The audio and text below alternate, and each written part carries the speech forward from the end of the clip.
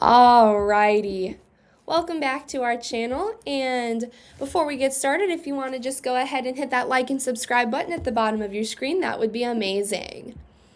Today, we are going to be talking about selective HDAC3 inhibitors with potent in vivo antitumor efficacy against triple-negative breast cancer. That was a lot, I know. But this experiment is to help find a drug like HDAC3 inhibitor that is extremely selective and can help treat solid tumors, specifically those of triple-negative breast cancer. A little bit of background before we get going. Breast cancer is one of the main leading causes of death in women. Specifically, triple-negative breast cancer has 4 main types.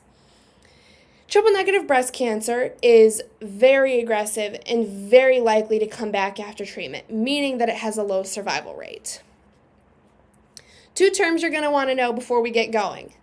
One is epigenetic changes, which are the alteration of gene activity that has no effect on the DNA. The second is going to be histone modification, which is the change of histone proteins via chemical modification. Now, you keep hearing me go on and on about HDAC inhibitors, and you're probably wondering, well, what are they?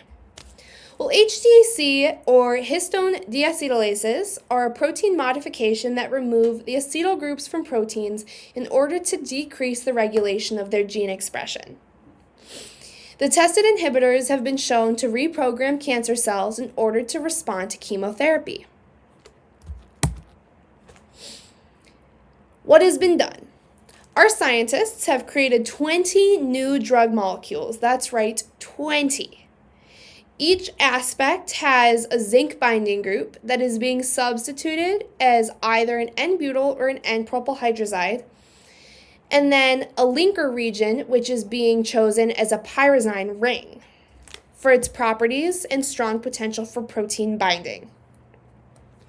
In this experiment, the lead compound identified was called 4I. These are our molecules, all 20 of them, and right down here is our compound, 4I. In order to make these compounds, the scientists put the inhibitors through 3 schemes. Scheme 1 and Scheme 2 each converted the original chemicals to intermediates using reflux, which is continuous heat and water pressure. This created our hydrazides, which were then reacted with aldehydes to form intermediates, where they were then introduced to imine reduction in order to obtain the final compounds. Our third scheme was specifically for compounds 3I and 4I in hopes of modifying them further. Each was put through acetylation and were also put through amide coupling using EDC-HOBT in order to form 3N, 3O, 4N, and 4O compounds. Now, 4I is the best compound so far. It's exhibited maximum potency. It has little to no effect with other HDAC inhibitors and is almost 20 times stronger than the current leading HDAC inhibitor, UF010. Now, 4I has been put through in vitro cytotoxicity testing in breast cancer cells and normal cells. They wanted to see if the 4I would A, kill cancer cells, but also B, keep normal cells alive. The cells were done on the cell lines of that of luminal A breast cancer in mice, human triple-negative breast cancer cells, and another type of cancer, HER2 positive. The normal cell lines used were breast cells, kidney cells, and cornea cells. The findings show that the compound was toxic to the breast cancer cells, but not to the normal cells, which is a really, really, really good thing. A couple things to know and some trends that were found in this profile were that the compounds containing a propyl hydrazide were very effective and selective towards certain cancer cells.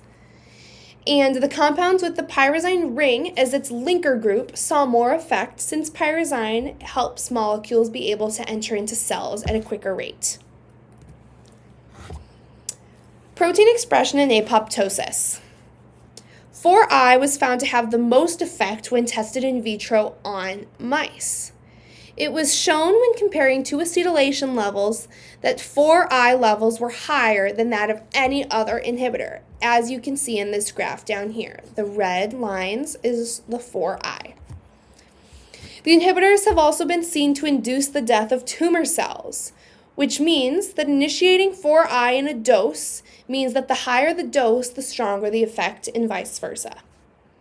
4I is able to cause cell death and induce apoptosis of cancer cells. A little bit more about our results. The cells that have been injected with 4I have stopped in the G2M phase, which is when they freeze before they can divide. This helps slow the spread of cancer. Each of the cells were injected with a fluorescent dye to see if the nuclei were fragmenting and if the cells were shrinking. As you can see over here, there were more results found in 4I than in the UF010 and the control groups, showing that 4I is a resistant molecule and will hopefully be able to help treat cancers with tumors that are drug resistant. The in vitro metabolic stability. The half-life of 4I was found to be 38 minutes, and the liver was able to expel the drug within 36.18 microliters per minute per milligram. It is discovered that 4I is extremely metabolically stable, meaning moving forward it could be a very good base to continue developing a cancer drug through. What about the in vivo pharmacokinetics? Before testing a drug or inhibitor on a human, it has to go through animal testing first. The scientists induced between 5 and 15 milligrams per kilogram doses of 4I into a group of Worcester rats. And as you can see in this graph, the red line is the 4I concentration per time. The half-life of 4I was just over 7 hours, which was better than the leading compound of UF010. At 15 milligrams per kilogram, it showed that the concentration in the bloodstream was higher, showing that it has better distribution and bioavailability, meaning that the body can absorb and maintain the compound for longer periods of time at much lower doses than any other compound. What about the tumors? Well, our scientists put their group of mice through a 21-day injection test. Every 3 days, a 15 milligram per kilogram injection of 4I was administered to the tumors of all of these different mice groups. It was shown that over the 21-day period, the group that was injected with the 4I, 15 milligram per kilogram dosages, tumor growth was inhibited by 95 to almost 100%. It was also promising because there were no apparent signs of toxicity, including things like weight loss or illness in the mice.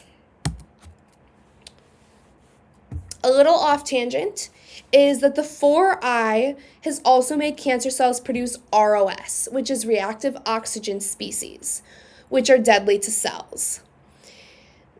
These species, when produced by cancer cells, help to kill them off, which is what you want to do to cancer cells.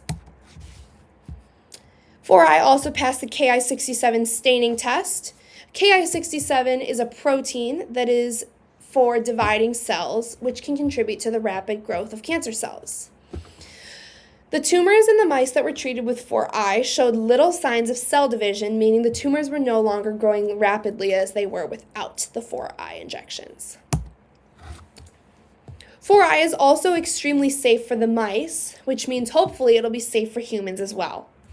There were little signs of metastasis in the 4I groups versus the UF010 in the control groups, and there was no sign of heart, liver, kidney, spleen, or cell tissue damage to any of the mice injected with the 4I.